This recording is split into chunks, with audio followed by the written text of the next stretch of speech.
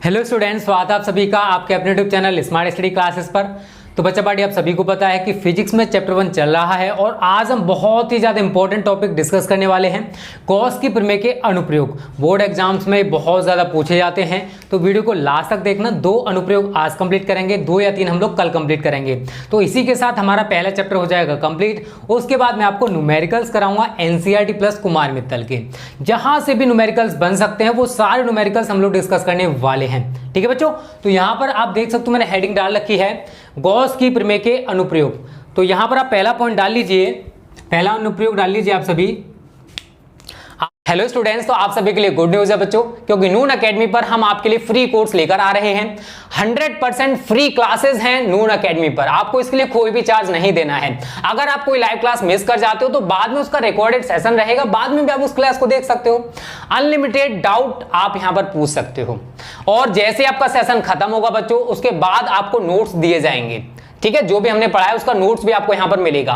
बहुत सारे MCQ questions कराएंगे। तो यहां पर आप ये नहीं बच्चों यूपी बोर्ड 12th की तैयारी करोगे, नीट की भी तैयारी कर सकते हो, और भी बहुत सारे कंपटीशन हैं जिनकी तैयारी आप यहां से कर सकते हो, और वो भी 100% फ्री। तो उसके लिए बच्चों आपको क्या करना है, प्ले स्टोर से नून अकेडमी डाउनलोड करो, अपना रजिस्ट्रेशन करो, और वहां पर हमारा यूपी बोर्ड में जाकर हमारा जो कोर्स है उसे ज्वाइन कर लेना, हमारा जो ग्रुप है उसको ज्वाइन कर लेना। और ग्रुप्स की लिंक मैं आपको इस वीडियो के डिस्क्रिप्शन में भी दे दूंगा, वहां से भी आप ग्रुप्स को ज्वाइन कर सकते हो, चाहे आप 11th में हो या फिर 12th में हो। ओके स्टूडेंट्स, आवेशित गोलीय कोष के कारण, आवेशित गोलीय कोष के कारण, गोलीय कोष के कारण वैद्युत क्षेत्र की तीव्रता, बहुत ही इजी है, इसको समझने की कोशिश करना। वैद्युत क्षेत्र की तीव्रता इंग्लिश में लिख लीजिए सभी बच्चा party. Intensity of electric field, देखो इंग्लिश बहुत ज़्यादा जरूरी है क्योंकि इंटर के बाद आपको इंग्लिश ही पढ़ना है। ठीक है, इंग्लिश में ही पढ़ना सारा चीज़। तो intensity of electric field, electric field due to a charged spherical shell, spherical shell. ठीक है, ऐसे इसको इंग्लिश में इस तरीके से बोला जाता है। तो यहाँ तक तो किसी बच्चे को दिक्कत नहीं होने वाली है। ये हमारी टॉप हेडिंग है, मतलब मस्ट हेडिंग है ये वाली। ठीक है ना, इसके अंडर हम लोग ये डिस्कस कर रहे हैं गॉस की प्रमेय के अनुप्रयोग। जो पहला अनुप्रयोग है वो है आवेशित गोलीय कोष के कारण वैद्युत क्षेत्र की तीव्रता। तो बच्चों इसके लिए हमें एक डायग्राम बनाना पड़ेगा, तो वो मैं डायग्राम यहाँ पर बना दे रहा हूँ। पहले हम कैपिटल आर त्रिज्या का एक गोलीय कोष बनाएंगे। ये क्या बच्चा पार्टी, कैपिटल आर त्रिज्या का कोई गोलीय कोष है। इसकी त्रिज्या कितनी है, कैपिटल आर, और इसका ये क्या है, केंद्र है, इसका केंद्र ओ है, और इसके केंद्र ओ से स्मॉल आर दूरी पर, यहाँ से स्मॉल आर दूरी माननी, कितनी स्मॉल आर दूरी, तो यहाँ से स्मॉल आर दूरी पर कोष के बाहर बात कर रहा हूँ, यहाँ पर कोई बिंदु P है। ठीक है ना, ये आप मान लीजिए यहाँ पर कोई बिंदु P है, और बिंदु ये क्या है, बिंदु P, बिंदु P पर E वेक्टर और डी वेक्टर ये एक ही दिशा में है। ई वेक्टर और डी वेक्टर एक ही दिशा में है, इतना आप सभी को याद रखना है। और यहाँ से हम स्मॉल आर त्रिज्या का, ये क्या स्मॉल आर है, स्मॉल आर त्रिज्या का एक ये गोला पूरा का पूरा खींच लेंगे ऐसे करके। ठीक है, डायग्राम सीख लीजिए कैसे बना रहा हूँ, ये आप बिंदु P बना लेना। ठीक है ना, हाँ ये वाला जो है ना ये बिंदु P है आपका। ठीक है बच्चों, तो देखो डायग्राम बहुत सिंपल है। ये छोटा सा जो एरिया हमने माना है ना, ये है बच्चों आपका DA क्षेत्रफल। इसका क्षेत्रफल कितना है, DA। अब अगर हम इस आवेशित, देखो गोलीय कोष का मतलब जानते हो, टेनिस की बॉल, अगर आप कभी क्रिकेट खेले हो ना, तो टेनिस की बॉल होती है, मतलब अंदर से तो वो खोखली है और बाहर एक लेयर चढ़ी हुई है, होता है ना, होता है ऐसा। तो अगर हम उसे कोई आवेश देंगे, अगर कोई गोलीय कोष है, अगर हम उसे आवेश देते हैं तो ये आवेश इसके पृष्ठ पर समान रूप से फैल जाता है। तो plus Q plus plus plus plus, हर एक जगह प्लस आवेश दिखा दोगे। अगर हम गोलीय कोष के अंदर बात करें तो गोलीय कोष के अंदर भी बच्चों हम एक ऐसे करके छोटा सा ये बनाएंगे। ये है आपका, ये जो बनाए ना, ये है बच्चों आपका गॉसियन पृष्ठ, और यहाँ पर मैं P' दिखा दे रहा हूँ। ये क्या है, हमारा गॉसियन पृष्ठ है। ये क्या है बच्चों, गॉसियन पृष्ठ। तो डायग्राम तो आप आसानी से बना सकते हो, इसमें तो आपको कोई भी दिक्कत नहीं होनी चाहिए। हमने कैपिटल आर त्रिज्या का कोई गोलीय कोष बनाया, और इस जो गोलीय कोष है इसके केंद्र O से स्मॉल आर दूरी पर कोई बिंदु P है। बिंदु P पर E वेक्टर और D वेक्टर के बीच का कोण 0 डिग्री है। ये जो छोटा सा क्षेत्रफल DA, ये इतने से एरिया का है। ठीक है बच्चों, और हमने इसके अंदर भी एक पृष्ठ दिखा दिया जिसका नाम है गॉसियन पृष्ठ। तो अब इस डेरिवेशन को बच्चों हम लोग 3 कंडीशंस या 3 कैटेगरीज में डिवाइड करने वाले हैं। वो क्या है वो मैं आपको बताने वाला हूं। तो यहां पर हम थोड़ी सी थ्योरी लिखेंगे। माना कि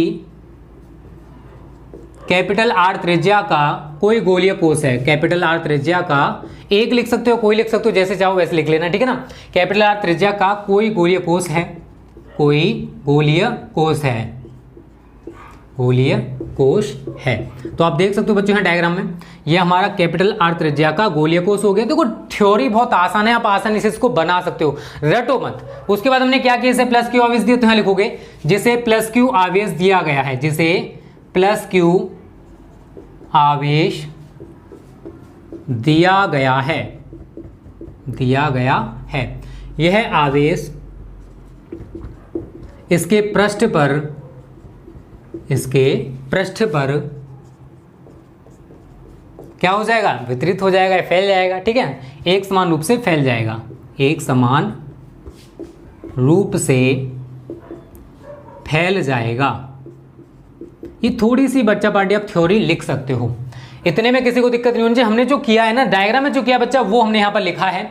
हमने कैपिटल आर त्रिज्या का कोई गोलीय कोष ले रखा है, और जब हमने इसको प्लस क्यू आवेश दिया तो ये जो आवेश है इसके पृष्ठ पर एक समान रूप से फैल गया।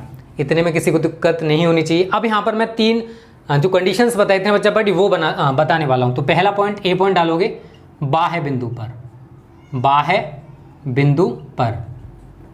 अब इसका मतलब क्या है वो थोड़ा सा समझ लीजिए। देखो गोलीय कोष से बाहर में केंद्र से r दूरी पर कोई बिंदु P है, तो मैं यहाँ लिखूंगा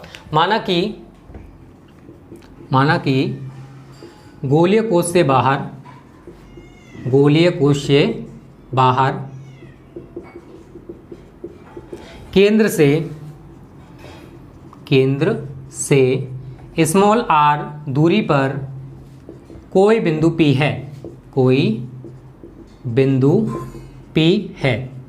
बिंदु P पर आप बताइए बिंदु P पर क्या हो रहा है।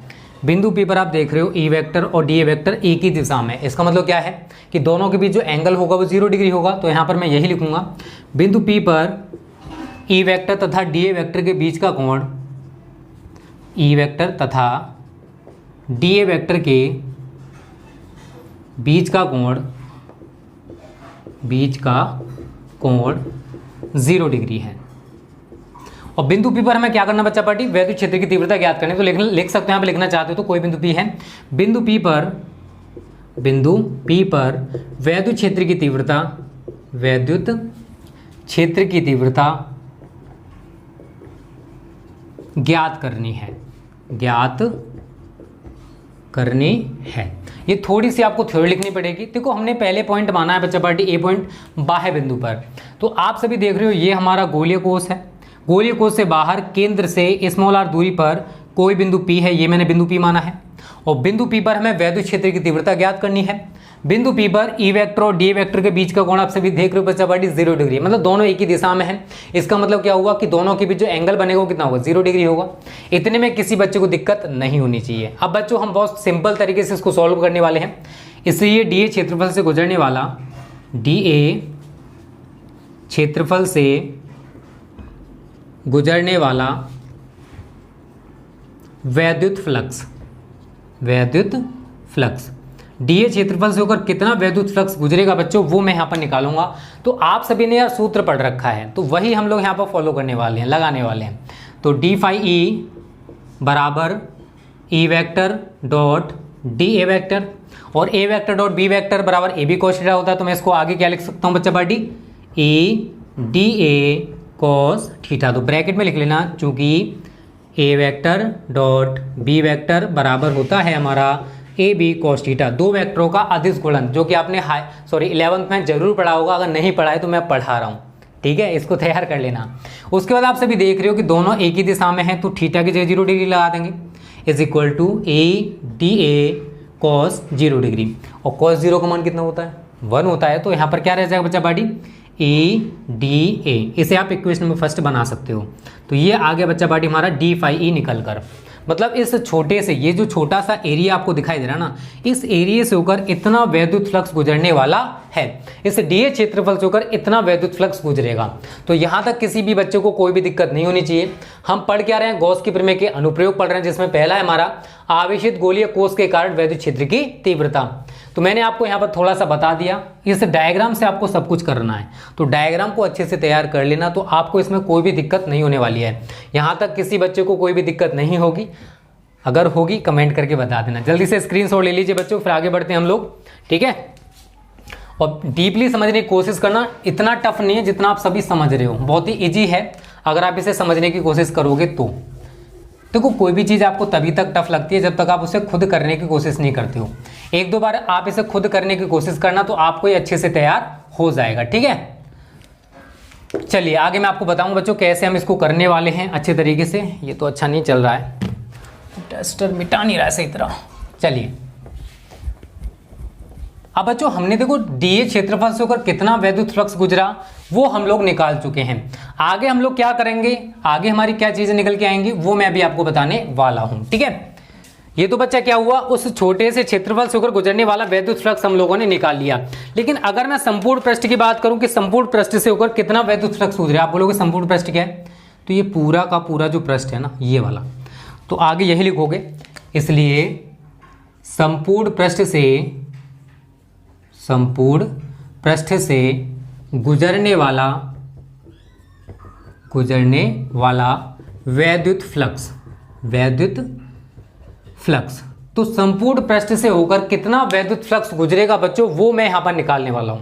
तो देखो संपूर्ण पृष्ठ की बात हो रही है तो डी फाई आपका फाई रह जाएगा, इज इक्वल टू इंटीग्रेशन का साइन लगाओगे, गोलीय पृष्ठ है हमारा, और यहां पर क्या बचा है ई डी ए, तो ई तो आपका बाहर निकल के आ गया, इंटीग्रेशन के अंदर क्या रह गया डी ए। अब गोले का संपूर्ण क्षेत्रफल मुझे बताने की जरूरत नहीं है, सभी बच्चे जानते होंगे, इंटर में पढ़ रहे हो तो। But integration D A is equal to क्या होगा, गोले का संपूर्ण क्षेत्रफल क्या होता है 4 पाई आर स्क्वायर, क्या होता है 4 पाई आर स्क्वायर। तो मैं यहां पर इसको हटा दूंगा बच्चों और इस वैल्यू को लगा दूंगा, या फाई ई बराबर E into 4 pi are square. देखो एक चीज मैं आप सभी से और कहूंगा बच्चों, आपने अगर पहला अनुप्रयोग डिस्कस कर लिया, अच्छे से समझ लिया, तो आपको आगे के जो एप्लीकेशंस है ना उनमें दिक्कत नहीं होने वाली, क्योंकि सभी का प्रोसेस बिल्कुल सेम है। थोड़ा बहुत तो चेंज रहेगा, बट सारी चीजें बिल्कुल सेम निकल के आएंगी। आप इसे इक्वेशन नंबर 2 बना सकते हो। उसके बाद बच्चों हम यहाँ पर गॉस की प्रमेय लगाएंगे। आप सभी को मैं गॉस की प्रमेय पढ़ा चुका हूं, और हमारा डेरिवेशन देखा जाए तो यहां पर ही समाप्त हो जाता है। अगर देखा जाए तो बता रहा हूं, ठीक है, समाप्त मत समझ लेना, क्योंकि इसमें 3 कंडीशंस मैं आपको बताई हैं, वो हम लोग तीनों कंडीशन डिस्कस करेंगे। तो लिखोगे लेकिन गॉस की प्रमेय से, देखो गॉस की प्रमेय सभी ने पढ़ रखी है। क्या होती है बच्चों गॉस की प्रमेय, फाई ई बराबर क्यू अपॉन एप्सिलॉन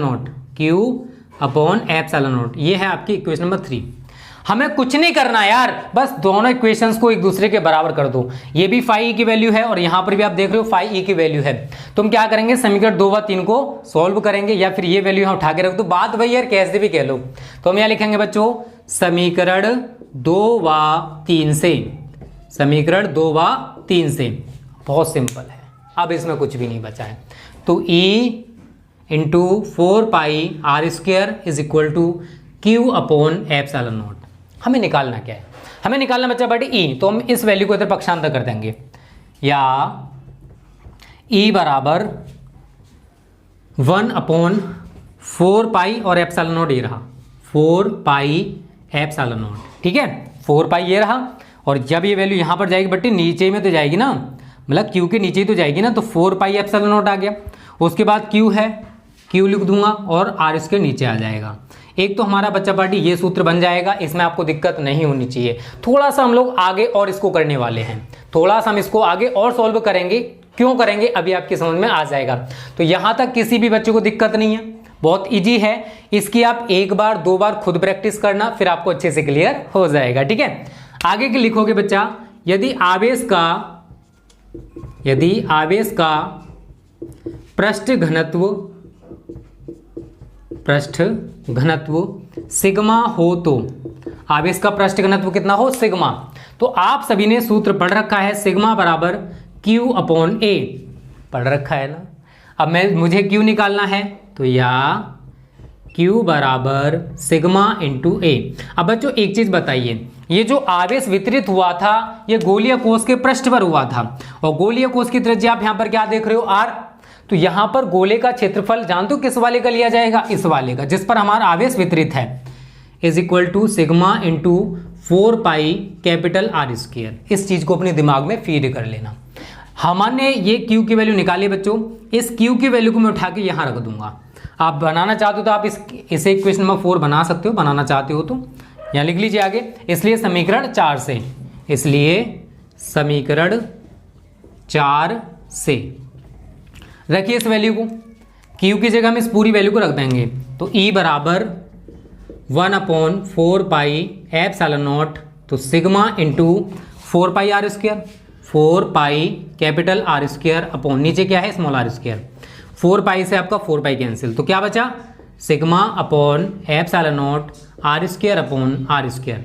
ये बच्चों हमारा पूरा का पूरा जो पहला पॉइंट था बाह्य बिंदु पर, वो पूरा का पूरा कंप्लीट हो चुका है।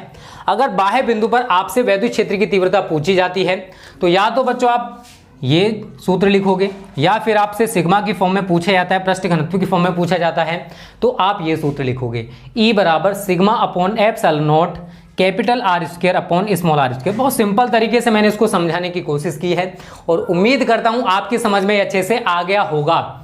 यहां तक किसी बच्चे को दिक्कत नहीं है? अगर दिक्कत नहीं है तो वीडियो को लाइक और शेयर कर देना, इतना तो कर ही दिया करो, ठीक है। चलिए बच्चों, तो इसके 2 पॉइंट्स और रह गए, 2 पॉइंट्स मैं आपको और समझा दूं कैसे कैसे हम उनको करने वाले हैं, ठीक है बच्चों। तो देखो कोई भी चीज टिपिकल नहीं होती है, टिपिकल हमको तभी लगती है जब वो समझ में नहीं आती है। इसको आप 1-2 बार खुद करोगे तो आपकी समझ में अच्छे से आ जाएगा। और ये एप्लीकेशन बहुत ज्यादा इंपॉर्टेंट है, बोर्ड एग्जाम में बहुत ज्यादा पूछा जाता है, ठीक है। तो 2 पॉइंट मैं आपको और कराने वाला हूं बच्चा, उनको और थोड़ा सा सही तरह समझने की कोशिश करना। दूसरा पॉइंट डाल लीजिए पृष्ठ पर, गोलीय कोश के पृष्ठ पर या पृष्ठ पर, यह आपका हो जाएगा बी पॉइंट। क्या हो जाएगा? बी पॉइंट, पृष्ठ पर। अगर बच्चों यार हम वैद्युत क्षेत्र की तीव्रता अगर हम इसके सरफेस पर निकालें गोलीय कोश के पृष्ठ पर, तो कुछ नहीं करना यार, जहां पर आपका स्मॉल r है वहां पर आप कैपिटल R कर दोगे। अगर वो पृष्ठ की बात कर रहा है तो स्मॉल r की जगह क्या आ जाए, कैपिटल R। इसलिए E बराबर 1/4 pi epsilon not Q upon capital R square. एक सूत्र हमारा ये बन जाएगा, हमें ज्यादा कुछ करने की भी जरूरत नहीं है। उसके बाद बच्चों आगे वही करना चाहते हो तो कर सकते हो। यदि आवेश का पृष्ठ घनत्व, आवेश का पृष्ठ घनत्व सिग्मा हो तो वही जो भी हमने किया था ना, वही हम लोग यहाँ करेंगे। तो सिग्मा बराबर क्या सूत्र हो जाएगा, Q अपॉन A, या Q निकालना है तो Q बराबर सिग्मा इंटू A। तो यार आगे आपको पता है हमारा जो आवेश है कहाँ पर वितरित है, इस गोलीय कोश के पृष्ठ पर। तो आगे मैं वही लिखूंगा, सिग्मा इंटू A की जगह लगाऊंगा 4 पाई कैपिटल R स्क्वायर। तो ये वाली जो Q की वैल्यू बच्चों आप यहां पर पुट कर दोगे, ठीक है। इसलिए E बराबर 1/4 पाई एप्सिलॉन नॉट, Q की जगह लगा दी इस वैल्यू को, सिग्मा इंटू 4 पाई R स्क्वायर, और नीचे हमारा क्या चल रहा है, कैपिटल R स्क्वायर। 4 पाई से 4 पाई कैंसिल, R स्क्वायर से R स्क्वायर कैंसिल, तो E बराबर क्या रह गया, E बराबर रह गया आपका सिग्मा अपॉन एप्सिलॉन नॉट। ये वाला भी सूत्र आप सभी ध्यान में रखोगे, इसकी भी जरूरत हमें आगे जाके पड़ सकती है। तो ये बच्चों बी पॉइंट है हमारा। अगर हम गोलीय कोश के अंदर बात करें या आंतरिक बिंदु पर बात करें, ये आंतरिक बिंदु आपको दिखाई दे रहा है ना P डैश, ये मैंने आंतरिक बिंदु माना है। तो मैं पहले आप इसका स्क्रीनशॉट ले लीजिए, फिर मैं आपको आंतरिक बिंदु पर बताऊंगा कैसे सॉल्व करना है। पी पॉइंट में बस इतना ही करना है। देखो समझने वाली चीज बच्चों हमें ए पॉइंट में समझना जितना भी समझना है, आगे का जो बी पॉइंट है या फिर सी पॉइंट है उसमें ज्यादा दिक्कत आपको नहीं होगी। ए पॉइंट को थोड़े से सही तरह समझ लेना, फिर बी और सी अपने आप हो जाएंगे, ठीक है बच्चा पार्टी। चलिए यार गर्मी बहुत हो रहा बच्चा पार्टी आजकल यार, यही रीजन है कि आपको हम रेगुलर बेसिस पे वीडियोस नहीं दे पाते। एक तो इतना ज़्यादा गर्मी हो गया, टेम्परेचर 43 डिग्री सेल्सियस पहुंच गया है, और गांव में यार लाइट इतना बुरा आता है कि मैं आपको बता नहीं सकता, ठीक है ना। लाइट बहुत ज़्यादा दिक्कत करता है, इसलिए हमने शिफ्टिंग बाहर की है। थोड़ा सा और वेट कर लीजिए यार, अब तक वेट किए हो ना, क्योंकि यार हमारे सामने भी दिक्कत है, इसलिए आपको वीडियोज़ नहीं दे पा रहे हैं, ठीक है। आप प्रॉब्लम नहीं समझते हो। सी पॉइंट डाल लीजिए आंतरिक बिंदु पर, आंतरिक बिंदु पर।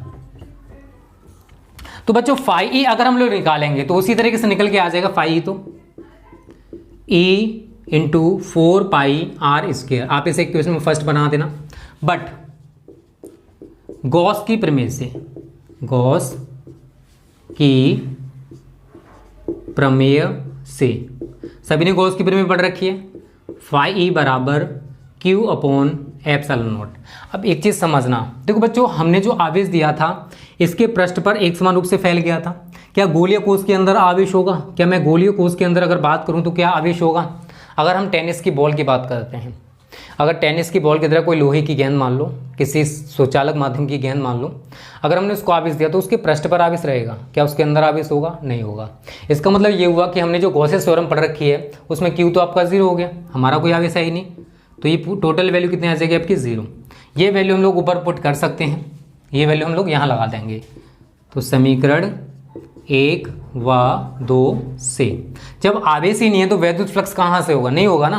तो आगे से सॉल्व करोगे तो A into 4 pi are square is equal to 0 upon epsilon naught 0 रहेगा, तो ई की वैल्यू कितनी निकल के आ जाएगी? 0। इसका मतलब है कि गोलीय कोश के अंदर जो वैद्युत क्षेत्र है बच्चा पार्टी वो हमारा 0 होता है। एक पॉइंट यहाँ पर लिख लेना। अतः गोलीय कोश के अंदर, गोलीय कोश के अंदर